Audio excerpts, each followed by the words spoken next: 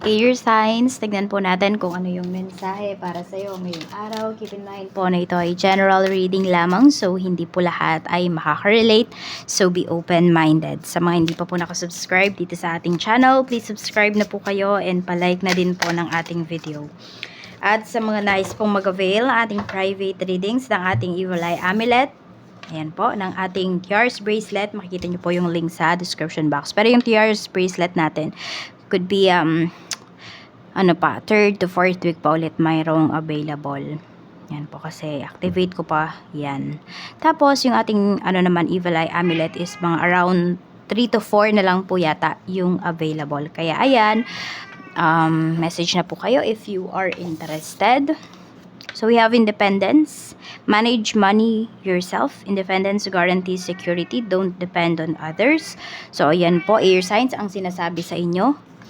'Di ba? Maging independent na kayo sa pagdedesisyon regarding your finances, kung mag-open man yung iba sa inyo ng mga bank accounts or kung ano man yung mga i-open ninyo, ano man yung mga decisions ninyo in terms of your finances, kayo daw mismo yung magdesisyon. Huwag ninyong iasa sa ibang tao kung ano yung sasabihin po nila. So mas konti yung nakakaalam ng pera mo, mas secure ang pera mo. Tignan natin kung ano pa ang mensahe para sa iyo. Mayroon tayo ditong workplace affair.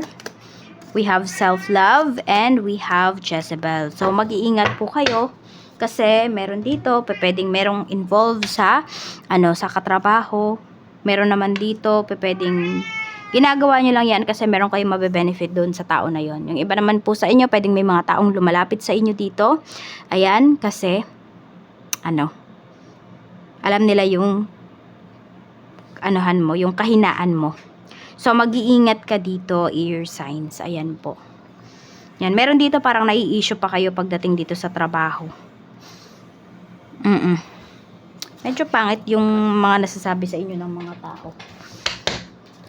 Lalo na yan kung meron dito, merong nagkakagusto sa inyo sa trabaho. So iwas na kayo kung alam ninyo na may karelasyon yung tao na yon at kung alam po ninyo na may asawa yung tao. Yun yung sinasabi dito. Or kung kayo naman yung may karelasyon na may asawa na, 'di ba? Kahit na merong nagkakagusto sa inyo dito, merong nag-e-effort para sa inyo, patigilin niyo na. Huwag niyong i-entertain. Kasi binibigyan niyo po ng lakas ng loob, air signs, if ever man na, yun nga, parang ine-entertain po ninyo. Kahit alam niyo naman sa sarili ninyo, kunwari, hindi niyo naman talaga i-accept yung tao na yun. Patigilin niyo na po agad. Huwag kayong manghinayang dun sa mga gifts na pwedeng ibigay sa inyo ng isang tao. Tignan natin ano pa yung mensahe. Basta meron ka ditong tao na kailangan ng diretsahin. Diretsahin mo na siya. Kahit hindi man yan sa trabaho. Baka may mga tao ka dito na kailangan ng i-confront. So tignan po natin. Sa family, we have 3 of Swords. Meron tayo ditong 3 of Pentacles. Yan, pagdating naman dito sa pamilya, medyo may hindi pagkakaunawaan, may tinatago. Ayan, hindi ko alam kung pera ba yung tinatago dito. Pwedeng meron bang nag-kickback dito. Baka may pinapagawa po kayo sa bahay. Kayo yung gumagastos, air signs. Tapos, kinikickbackan pa po kayo dito. Meron dito hindi nagiging honest sa'yo pagdating sa, usapang pera pagdating sa pamilya. Kaya nga sinasabihan kayo dito, ayan, kung meron din pala, magpapagawa po kayo ng bahay. Pag nakauwi na po kayo, kunwari nga nasa ibang bansa kayo, pag nakauwi na po kayo ng Pinas, tsaka na lang po ninyo paumpisahan. Yung kayo talaga yung mag-aayos ng lahat. Mas okay po yun. Kasi, hindi po masasayang yung pera ninyo. At, ayan, wala kayong ibang sisisihin, kung hindi sarili lang po ninyo. Tignan natin, pagdating naman po sa iyong, ayan, punta naman po tayo pagdating sa iyong kaibigan. We have the Magician and we have the Devil. So, ingat kayo dito sa isang kaibigan po ninyo. Pwedeng kinakausap lang niya kayo kasi meron siyang kailangan po sa inyo. Yan. Meron ka ding kaibigan dito na parang niloloko ka because of addictions niya. Pero hindi mo yan alam. You are unaware. Pwedeng may naririnig ka pero hindi ka naniniwala kasi hindi mo naman talaga nakikita personally na kunwari yung friend mo na yun sa ganito niya ginagastos yung pera na hiniram niya sa'yo, yung tipong mga ganon. So mag-iingat ka kasi pwede rin na may bumibilog ng ulo mo dito na isang kaibigan. Parang minamanipulate ka. Ganun po. Tignan natin, ano pa yung mensahe. Baka yung kaibigan mo na to, may natulong to sa'yo before. Tapos, ayun, parang habang buhay, habang buhay mo nang daladala yon.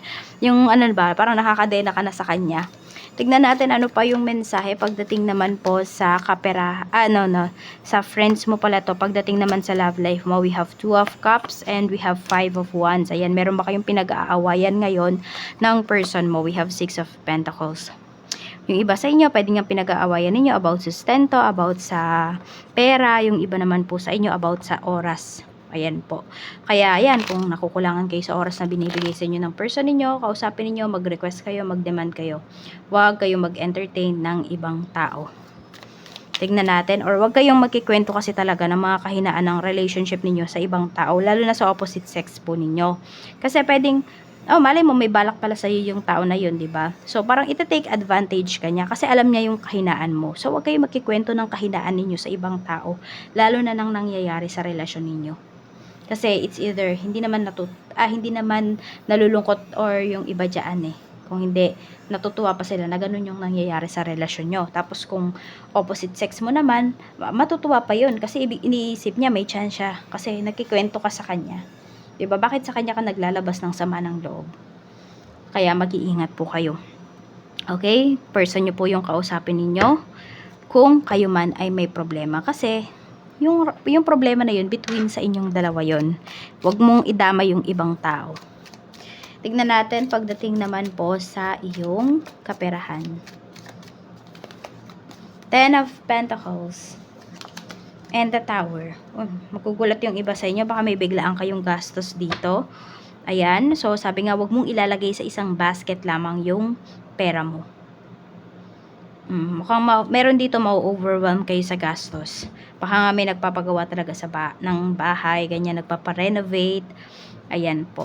Kaya mag-iingat kayo dito kasi baka ma-overwhelm kayo. Kaya nga sabi, independence. Maging independent kayo pagdating sa pag-handle ng inyong pera. Tignan natin pagdating naman po sa trabaho. Sa trabaho, we have Ace of Swords. Meron tayong Wheel of Fortune. Ang ganda ng ng trabaho mo, air signs. Parang lahat umaayon sa'yo. Ayan o, 10 of Pentacles. Kung may projects man kayo dito na kailangan ng malaking halaga, ng malaking parang sponsor. Ayan, may mag-i-sponsor po dito. Yung iba naman sa inyo, kung project to, medyo matagal-tagal nyo na itong ginagawa, inaayos. Ayan po, magiging successful po ito. Sabi ko nga sa'yo, basta aayon sa'yo.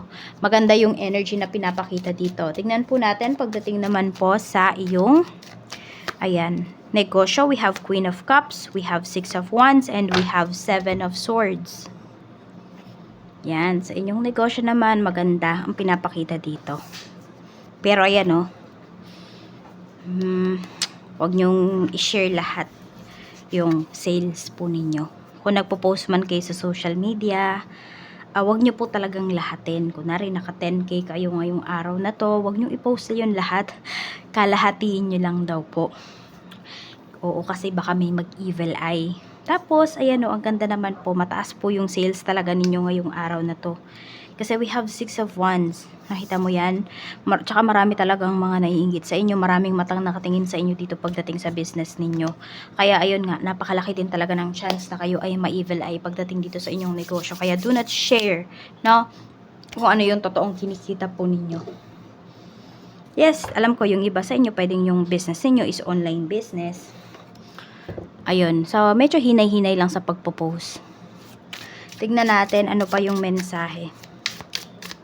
Mensahe Spirit Guide.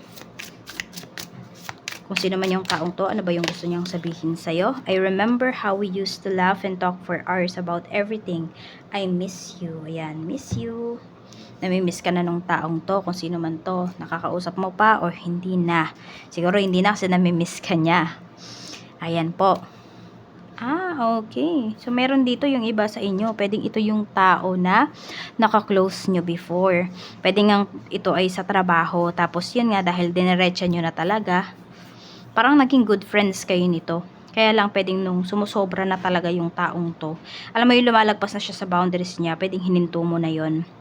Oo, parang sinabi mo sa kanya na, meron kang karelasyon, ganyan, or hindi pwedeng maging tayo. 43, 16, 9, 51, 15, and 46. Yan po yung inyong mga lucky numbers. Maraming salamat po sa walang sawang pagsuporta ninyo dito sa aking channel. Mag-iingat po kayo always and more blessings to come.